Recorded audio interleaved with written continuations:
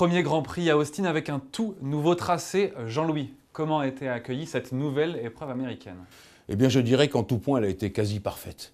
Parce que, à la fois, le tracé était sensationnel. Ça, on peut dire que Hellermann Tilke, qui fait de temps en temps des mauvais circuits, en a fait un très très beau.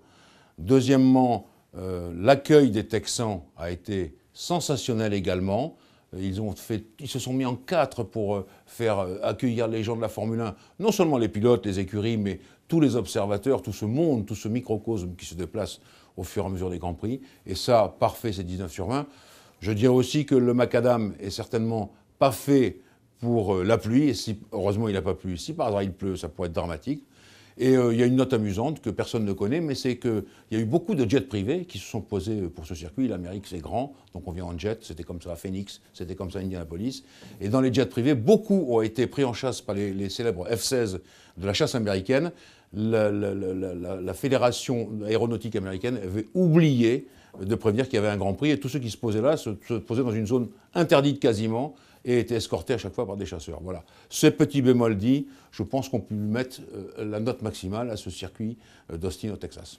Alors, Lewis Hamilton remporte ce Grand Prix, ce qui ne fait pas forcément les affaires de Sebastian Vettel, qui lui est toujours sous pression de Fernando Alonso. Finalement, lequel des deux pilotes a fait la meilleure opération?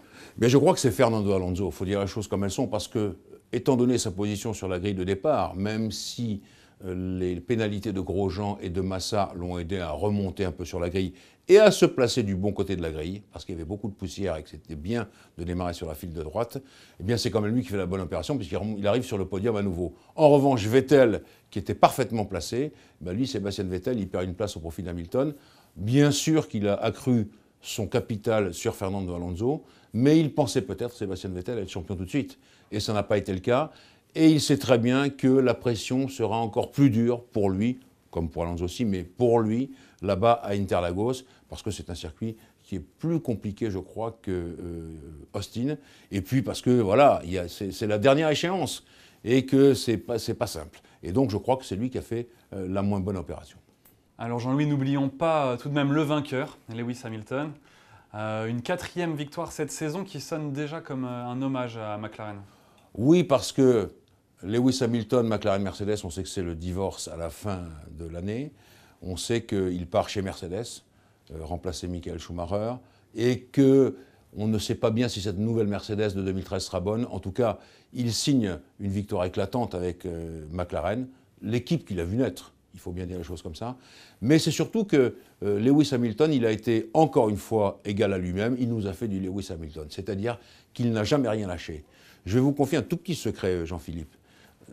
Tout au long de la course, j'ai eu des SMS d'un informateur que je ne citerai pas. Eh bien, il me dit par exemple au 39e tour, Lewis vient de dire qu'il attaquerait au 42e tour.